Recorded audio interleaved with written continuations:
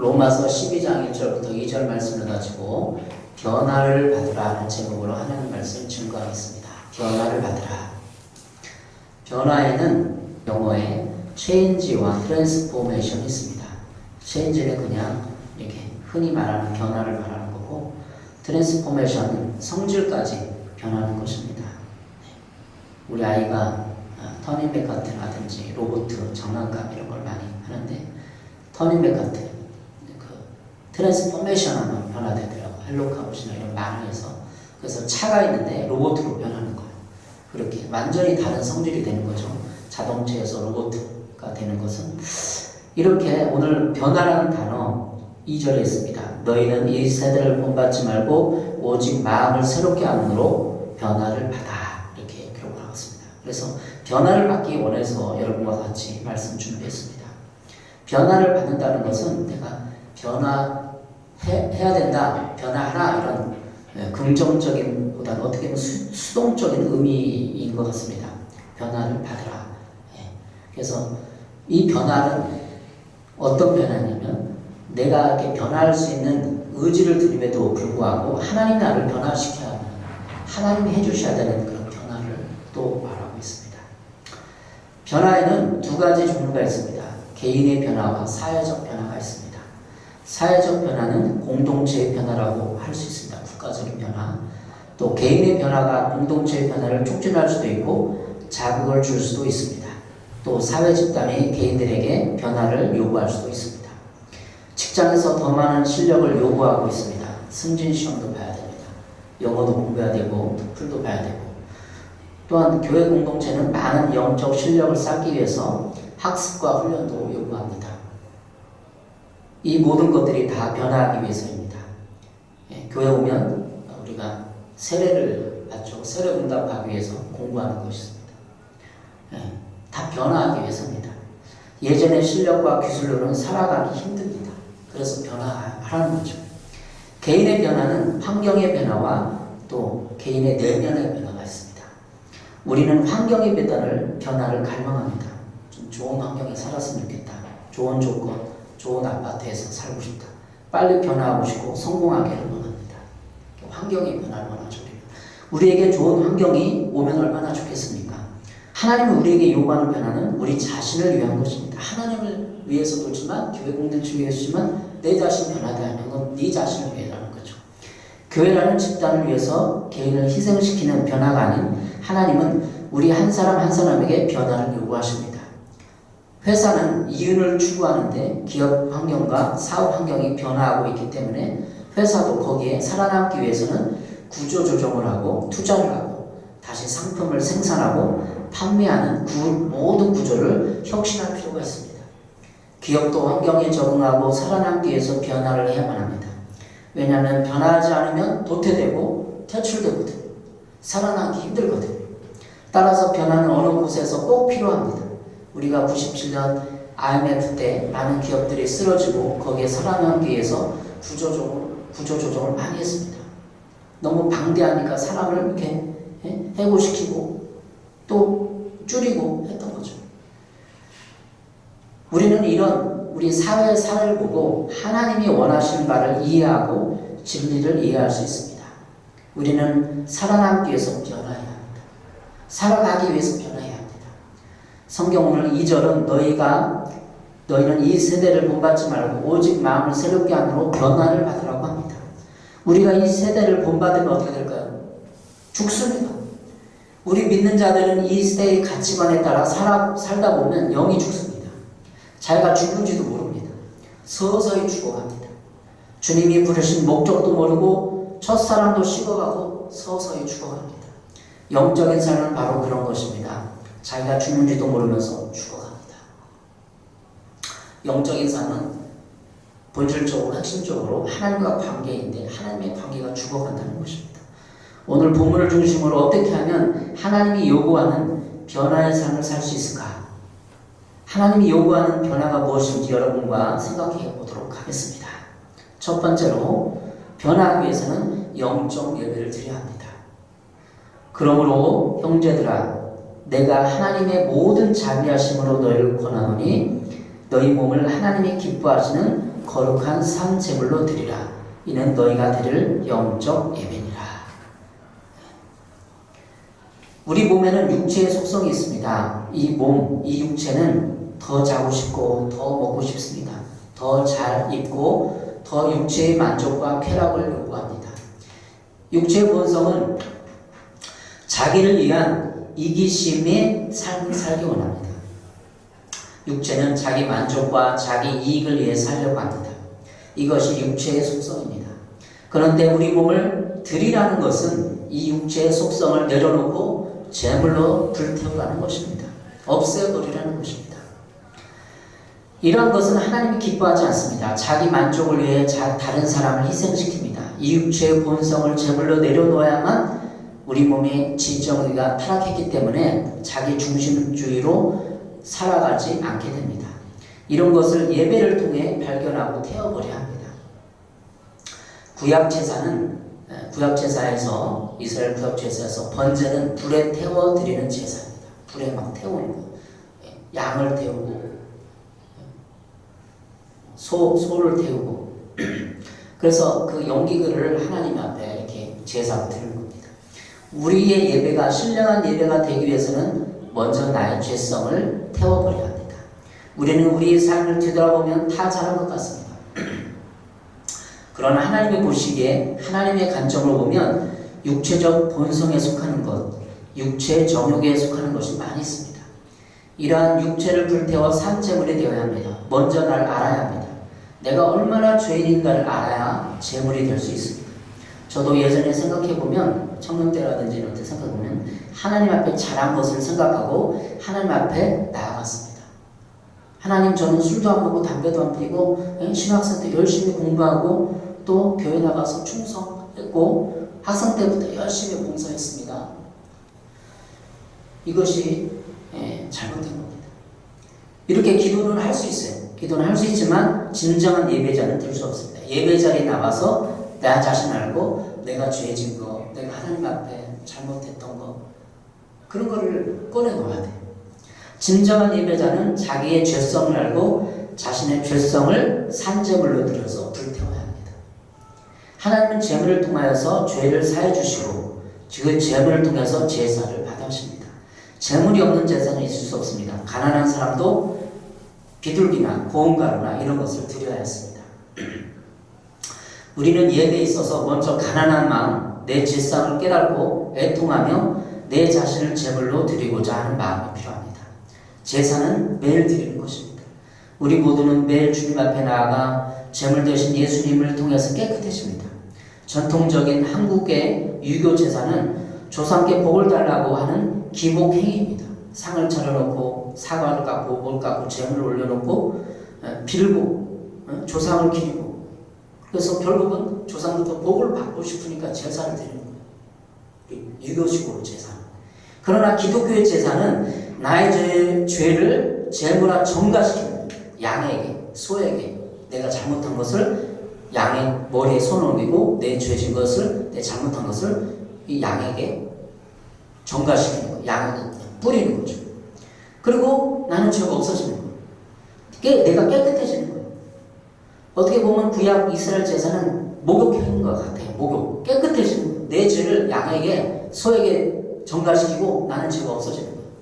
구약 제사 성막 기구에는 물두멍이 있었습니다. 이 물두멍에 제물을 씻는 거예요. 그래서 제사장도 벗으시고 제사와 예배는 우리 영혼을 깨끗하게 하는 것입니다. 그래서 그냥 구약 제사의 의식, 그 예배 의식은 현재 우리 예배 의식은 우리 영혼을 깨끗하게 하는 거예요. 예배드리고 찬양하는 동안에 말씀 동안에 스트레스를 내려놓고 긴장을 내려놓고 우리가 실패했던 거, 죄였던 걸 내려놓고 우리 영혼을 맑고 깨끗하게 하는 행위입니다. 물로 닦아서 깨끗해지는 것입니다. 여러분도 여러분 자신의 육체의 속성과 죄성을 살아있는 제물로 불태워 드리십시오. 그리고 영혼의 깨끗함으로 변화되기를 바랍니다. 두 번째로, 이게 영적 예배라면 이제 두 번째로 우리는 이 세대를 본받지 말아야 합니다. 2절에 이렇게 말합니다. 너희는 이 세대를 본받지 말고 오직 마음을 새롭게 하라. 세 번째 성경이 이렇게 말하고 있습니다. 여러분은 이 세대의 풍조를 본받지 말고 마음을 새롭게 함으로 변화를 받아서 이 시대의 풍조라고 말하고 있습니다. 이 시대의 풍조는 성공주의, 자기 우월주의, 소비주의의 풍조에 빠져 있습니다.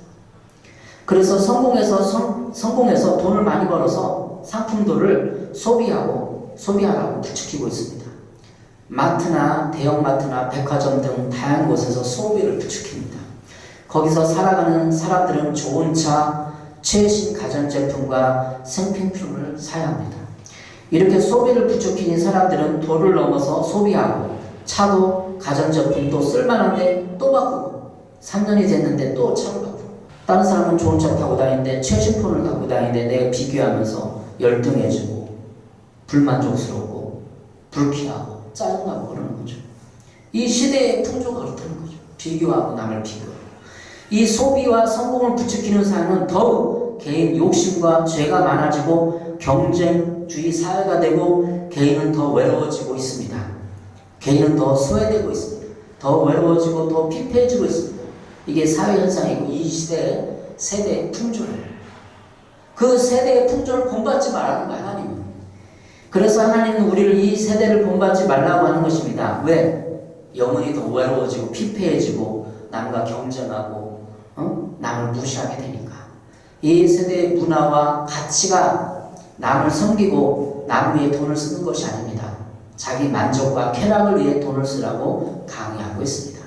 그래서 이 세대의 사람들이 어떻게 사는가를 살펴봐야 합니다. 내 주위 사람들이 사회가 어떻게 사람들을 살아가고 있는가를 살펴봐야 돼요. 그러면 세대를 풍조를 본받지 않게 되는 거죠. 지하철과 사람들이 모이는 장소를 찾아가 보면 사람들의 얼굴 표정, 백화점 가면 얼굴 표정을 봐야 돼요. 술집에서도 보고 이렇게 봐야 돼요. 그들은 힘껏 소비를 하고 대형마트에서 한가득 차에 실어오지만 구원과 행복은 사오지 못하고 있습니다. 이 시대의 사람들이 추구하는 것이 아닌 주님 안에서 진리 안에서 참 평안을 여러분은 사시길 바랍니다. 진리를 알고 진리를 깨닫고 나면 그들과 비교할 수 있는 참 평안을 가지게 되는 것이죠. 우리는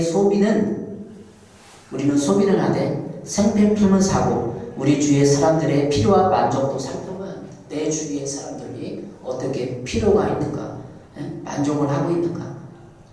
그래야 우리 욕심을 다스릴 수 있습니다. 우리 욕심 때문에 막 돈도 안 되는데 막 무조건 사재 끼는 거예요. 그건 욕심이에요.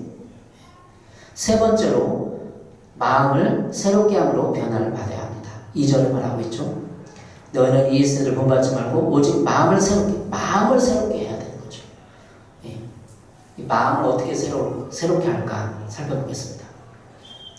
성경에서 말하는 변화는 신앙적인 변화입니다. 변화는 신앙적인 변화를 말합니다. 곧 내면적 변화를 말합니다. 성경적 변화는 첫 번째로 급진적 변화가 있습니다. 급진적 변화 예로 다메섹 도상에서 예수님의 목소리를 듣고 회개하고 기독교인이 된 사도 바울의 경우를 말합니다. 회심자 중 기독교에 나온 사람 중 약 3%, 5%를 해당합니다. 또한 점진적 변화가 있습니다. 점진적 변화는 회심하는 사람들이 대부분 여기에 해당됩니다. 순례자처럼 배회하다가 정착하는 위험으로 회심자 중 80%가 여기에 해당됩니다. 점진적 변화에는 자기 자신이 마음을 새롭게 하는 일이 필요합니다. 그래서 우리가 교회에 들어오면 내가 마음을 새롭게 하려고 노력을 해야 돼요. 세상의 풍조를 보고 거기에 따르지 않고 시간을 들이고 예배를 드리고 성경 읽고 그러면서 내가 이렇게 마음을 들여야만 내가 내 마음을 변화시킬 수 있는 거예요. 그래야 하나님이 나를 변화시킬 수 있는 마음같이 형성되는 거죠. 점진적 변화는 자기 자신이 의지와 시간을 들여서 하나님을 예비하고 성경을 읽고 연구해야 합니다. 설교 말씀을 잘 듣고 또 반복해서 듣고 생각해 봐야 합니다. 그냥 설교를 듣고 끝난 게 아니라 그 설교를 듣고 가서 생각을 해야 돼요. 그렇게 생각하고 내가 살고 있는가? 그게 진리구나. 자꾸 생각을 하고 반복해서 그 설교를 생각을 해야 돼요. 그래야만 생각이 바뀌고 삶이 변화될 수 있습니다. 사도 바울처럼 하나님 찾아오시는 경우는 극히 드물어요. 그냥 빛 가운데 사울아 내가 왜 나를 핍박하느냐 만에 하나 천에 하나 그렇게 하나님을 만나는 사람. 우리가 교회에 와서 시간을 드리고 예배를 드려야 돼요. 변화하려면 하나님 책임으로 돌리지 말고 내가 변화하려고 몸부림쳐야 됩니다. 먼저 자신의 내면을 살펴보고 내 마음을 살펴보고 마음을 새롭게 해야 합니다. 우리의 마음을 들여다보는 방법 중에 심리학의 도움을 받는 방법이 있습니다. 마음을 연구하는 학문이 심리학입니다. 우리의 죄성도 심리학을 통해 이해하고 살펴볼 수 있습니다. 심리학에서 방어기제라는 용어가 있습니다. 방어기제, 방어한다는 거죠. 누가 나를 탁 치려고 할 때 방어하잖아 이렇게 손을 들고 그럴 것처럼 우리 마음에도 내가 방어하는 기제가 있다는 거예요. 기제는 기계적으로 그냥 되는 거죠. 누가 이런 사건이 벌어지고 누가 나에게 이렇게 하면은 그냥 마음에서 그냥 기계처럼 곧바로 나가는 이 기제가 있다는 거죠. 방어기제는 두렵거나 불쾌한 일 또는 욕구 불만의 상태에 부딪혔을 때 자기 자신을 지키기 위해 자동적으로 취하는 적응 행위를 말합니다. 그냥 자동적으로 이렇게 되는 거예요. 내가 어렸을 때부터 엄마 아빠가 이렇게 하고 막 혼내고 뭐 주위에서 살아온 친구들 관계 속에서 그냥 자동적으로 이렇게 사건이 벌어지면 누가 나를 이렇게 막 괴롭히면 자동적으로 반응하는 그 마음의 상태가 방어기제라는 거죠. 자아가 불안에 처해서 합리적인 방법으로 이것을 해결하지 못할 때 현실을 부정하거나 왜곡하면서 무의식적으로 불안을 제거하는 심리기제를 또 말합니다. 사람은 언제나 자기 자신을 보호하려고 합니다. 그렇죠? 누가 나를 막 때리거나 모함하거나 막 중상모략하거나 괴롭히거나 그러면 자기 자신도 방어를 해야 돼요. 그렇죠? 자연스러운 거예요. 그러나 창세기 아담이 했던 것처럼 무화과 나무로 자기 자신을 가르려고 합니다. 그 모습 그대로 하나님 앞에 나가면 되는데 자신을 감추고 무화과 나뭇잎을 해서 부끄러움을 감추고 자신은 그 사건이 관련이 없고 뱀이 그래서 그랬다는 거죠. 왜 따먹었냐? 뱀이 그랬다는 거예요. 왜 따먹었냐? 하와가 줘서 먹었다는 거예요. 왜 그랬냐? 그러면 하나님 잘못했습니다. 제가 하나님 말씀 어겼습니다. 오늘 따먹었는데 하나님의 죄를 범했습니다. 이렇게 하면 고백하는데 뱀한테 그러고 하와가 줘서 먹었다고 책임을 전가하는 거예요. 그게 책임 전가의 방어기제예요. 이런 모습들이 심리학에서 보면 방어하고 있는 것입니다. 우리 죄 문제, 신앙적인 문제, 이 모든 것이 죄 문제가 아니라 죄 문제를 깊이 들어가면 내가 방어기제를 하고 있다는 거죠. 방어기제가 여러 가지 있는데 제가 방어기제 몇 가지를 소개하겠습니다. 왜냐하면 우리가 변화를 받으라고 하는데 기독교에서 수많은 사람들이 예배를 드리고 변화를 하기 원하는데 변화가 안 돼요. 기독교인이 변화가 안 돼요. 왜 그럴까요? 이거는 성경 읽고 하는데 이 마음의 상태를 모르는 자기 마음을 모르는 거예요. 내가 지금 합리화하고 있는지 내가 거기서 무화과 나무를 가리고 있는데 그것도 모르고 신앙적으로 아무것도 모르는 거예요. 그러니까 심리학의 도움을 받아서 내 마음을 살펴보는 거예요. 내가 어떤 죄성이 있는지. 그 중에 가장 방어기제는 합리화입니다. 우리는 우리의 죄성을 합리화가 있는지도 몰라요. 그래서 합리화가 뭡니까? 보겠습니다. 가장 널리 사용되는 방어기제로 대부분의 사람들은 자신이 이미 했거나 하고 있거나 하고자 하는 어떤 것을 정당하기 위해 그때 상황에 비춰 나름대로 이유를 댄다. 그죠? 아담과 이유를 댔잖아요. 하나님 앞에. 뱀이 그래서 그랬어요. 비유를 대는 거죠. 예를 들어 후속부에 나오는 신포도 이야기는 합리화의 대표적인 경우입니다. 즉 여우가 포도나무에 달려있는 포도송이를 따서 먹기를 원했지만 그죠? 여우가 이렇게 한 마리 가는데 포도나무가 있는 거예요. 네, 포도를 먹고 싶어요. 근데 입을 쫙 벌리고 포도를 이렇게 떨어지기를 바라고 있는 거죠. 여우가. 근데 아무리 애를 써도 포도가 너무 높이 달려서 따먹을 수가 없는 거예요. 그래서 펄쩍펄 떼어도 안 되고 입을 벌리고 있는 거죠. 이때 여우는 지쳐서 결국에는 포도 따기를 포기했어요. 그리고 하는 말이 여우의 말이 중요해요.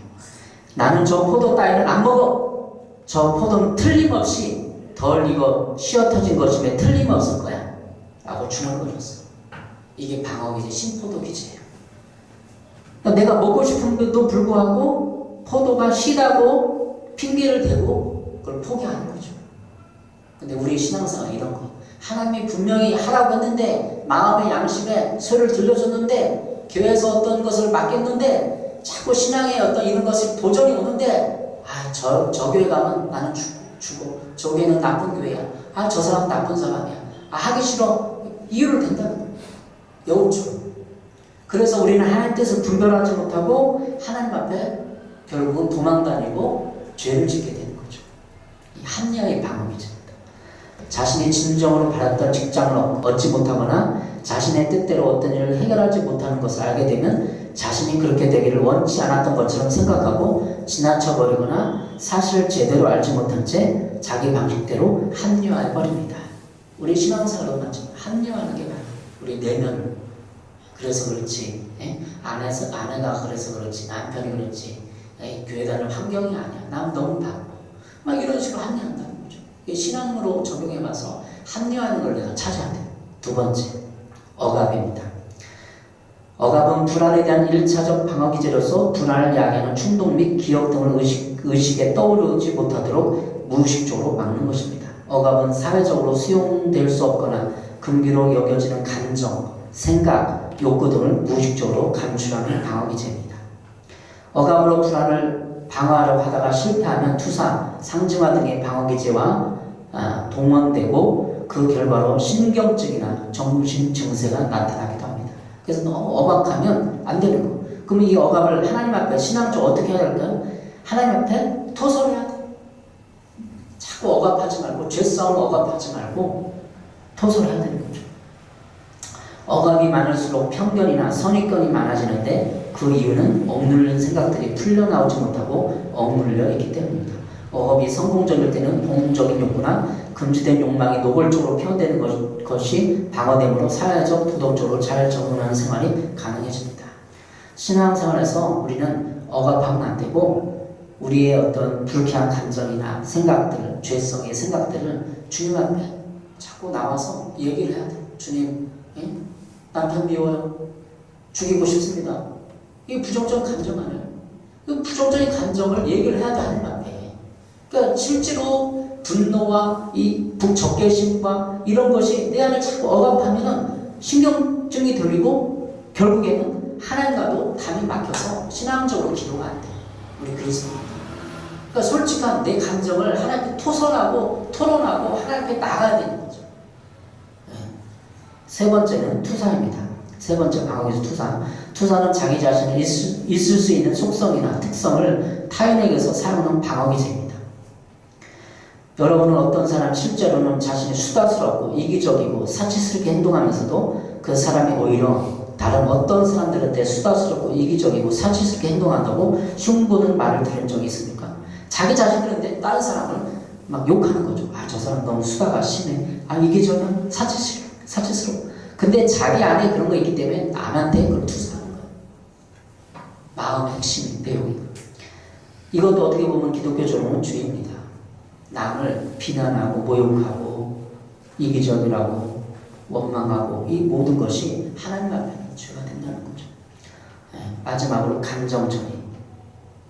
감정전이는 아무 죄 없는 주변 사람들에게 자신의 상한 감정을 해소하려는 형태의 방어기제입니다. 즉 어떤 특정인이 자신의 감정을 다른 사람이나 대상을 괴롭힘으로써 풀어버리려는 형태의 것입니다. 그리고 대부분의 사람들이 이런 형태의 방어기제를 실제로 사용하고 있습니다. 예를 들어 어떤 사람이 하루의 일과 중 아주 기분 나쁜 일이 있게 되면 이로 인해 생긴 감정을 자기 주변에 있는 배우자, 방을 같이 쓰고 있는 친구, 형제자매, 부모 등에게 그대로 발산하는 경우입니다. 이 사람은 자신이 갖고 있는 정서적인 문제점을 알려고 하기보다는 내가 왜 그러지? 내가 왜 이렇게 갑자기 막 폭발하지? 왜 이렇게 짜증이 나지? 뒤돌아보는 게 아니라 이런 정서가 자신에게 미치는 효과만을 문제 삼으려 합니다. 자기를 바라보잖아. 내가 왜 이렇게 화가 나지? 내가 왜 이렇게 왜 우울하지? 생각해보잖아. 그냥 막 감정 포출하는 거야. 막 우울해지고 술 한잔 확 들이키고 막 폭발하고 애들 막 다 잡고.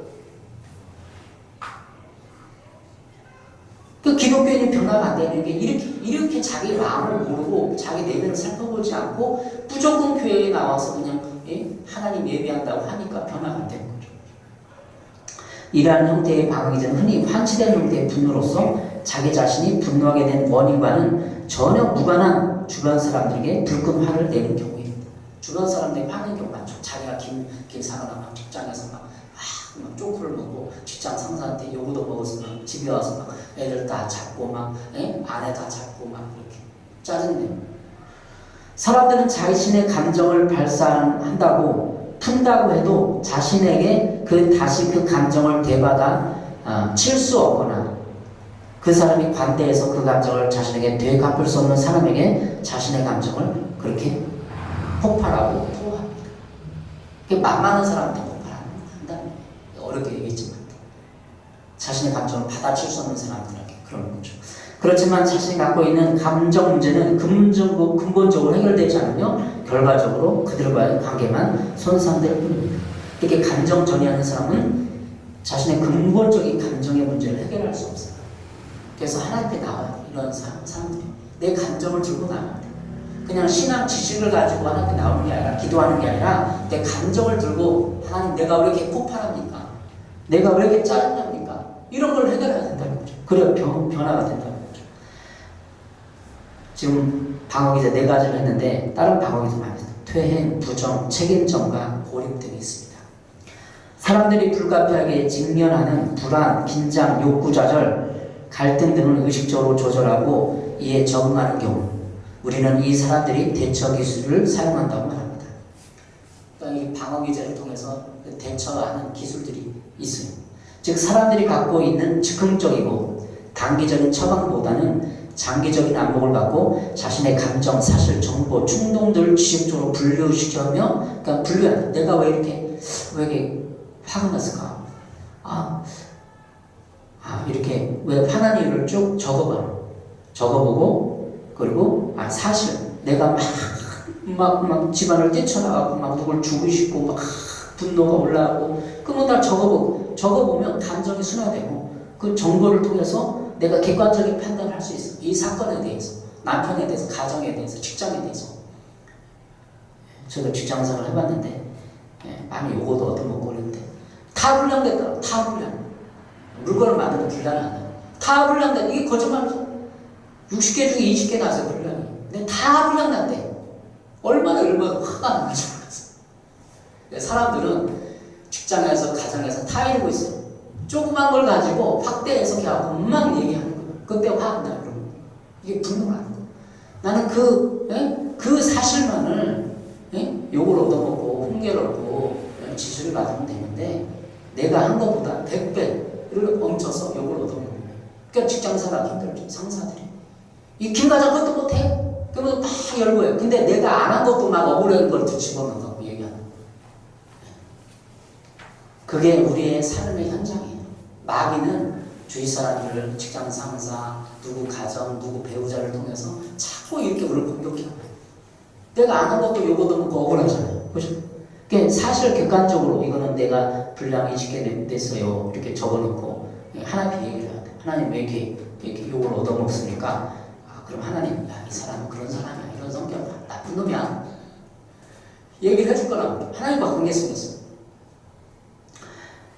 그렇게 내 자신을 자꾸 객관화시키고 합리화시키고 정보를 쓰고 해야 돼요. 분류해야 돼. 분류. 그 처방을 하는 경우 그래서 대처 방법을 사용한다고 볼 수 있어. 건강한 대처 기술.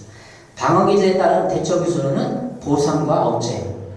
지명에 의해서 비록 프로야구 선수가 되지 못했다고 하더라도 우수한 야구 코치가 되어서 그 자신에게 보상을 해준 것입니다. 억제는 자신이 갖고 있는 생각이나 감정을 의식적으로 자제하거나 참고 있다가 적절한 시기에 이들을 표현할 수 있는 능력입니다. 그러니까 적절한 시기, 건강한 시기에 표현할 수 없으면 거기서 폭발하는 거죠.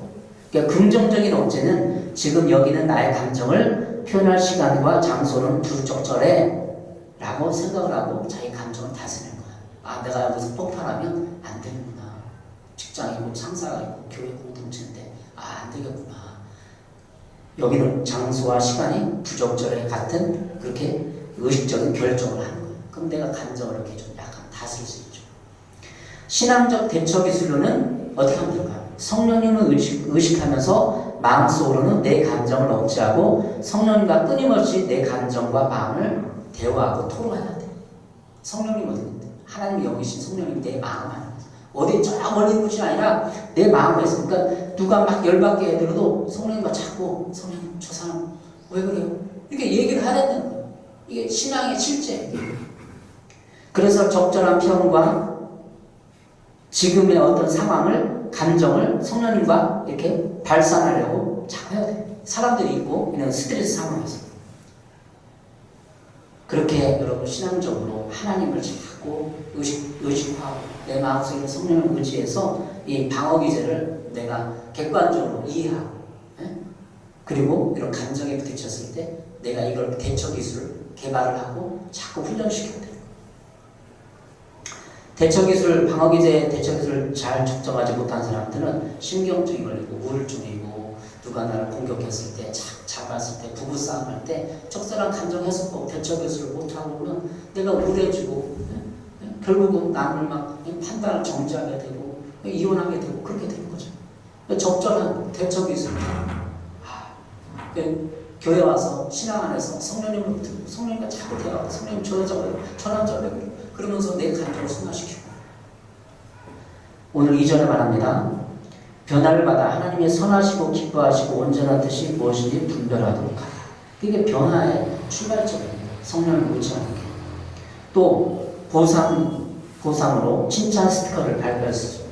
우리 아이들 기를 때, 유치원생들이 기를 때 우리 아이들 마찬가지인데 스티커를 붙여놓고 잘했을 때, 자기 자신을 잘 다스렸을 때, 말 잘 들었을 때 칭찬 스티커를 해주는 거.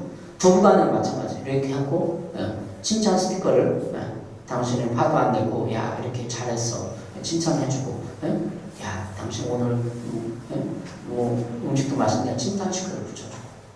이렇게 좀 유치하지만 이렇게 행동을 하고 변화하려고 노력을 해야 돼. 부부간에 둘이 붙여놓고 서로 이렇게 잘하는 것을 칭찬해주고.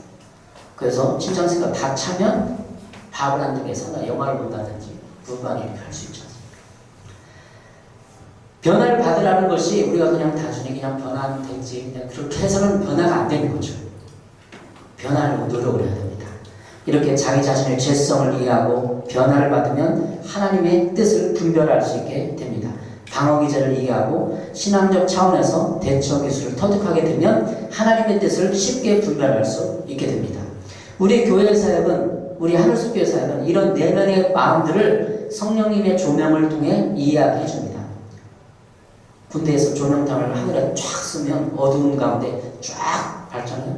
성령님이 우리를 눕혀놓고 딱 조명을 해주고 조명탄을 쏘는 우리 마음에 조명탄을 쏘고 이거 이렇게 분별하게 해주는 거죠. 그래서 내가 그걸 듣고 내 자신을 이해하게 되는 거죠. 내 마음을 이해하게 되는 거죠. 현대교회 사역에 있어서 내면을 이해하게 해주는 사역이 필요합니다. 우리 교회는 그 사역을 예언적 치유 사역이라고 부릅니다. 그냥 치유 사역이 아니라 예언적 치유 사역이 필요해요. 이 예언이라는 것이 그냥 미래를 그냥 당신 얘기해 주는 게 아니라 당신의 마음을 하나님의 성령님의 조명을 통해서 그냥 얘기해 주는 거예요. 이게 예언적 치유 사역이에요. 교회에서 터부시되는 예언 사역이 아닌 성령님의 조명을 통한 내면 이해와 하나님의 음성을 들을 수 있는 사역은 마음을 새롭게 하고 변화를 받게 합니다. 자신의 방어 기제를 알고 성령님과 함께 대처 기술을 터득해야 합니다. 내가 어떤 방어 기제를 하고 있는지를 알아야 돼요. 다음 주에는 방어 기제를 다 써붙여다 놓겠습니다. 숙제를 해주는데 내가 어떤 방어 기제를 쓰고 있는지 생각하고 연구해 갑니다. 우리 대학원 심리학 시간에, 목회 상담 시간에 방어 기제를 다 공부하고, 그리고 숙제가 뭐냐면 당신은 어떤 방어 기제를 쓰는지 생각하고 적어보시기 바랍니다. 그래서 이미 내가 예전부터 심리학에 관심이 많았지만 내가 어떤 방어 기제를 쓰는지를 생각을 하고 적어놨어요. 여러분의 마음을 모르면 방어 기제를 공부를 하고 내가 어떤 방어 기제를 주로 쓰는가, 그리고 부모님은 남편은 어떤 방어 기제를 쓰는가 연구해야 돼. 적어봐야 돼. 그래서 변화될 수 있어. 내가 이렇게 합리화 방어 기제를 쓰는구나. 하나님이 이렇게 순종하라고 이렇게 했는데 내가 하나님 앞에 늘 도망갔구나. 합리화를 시켰구나.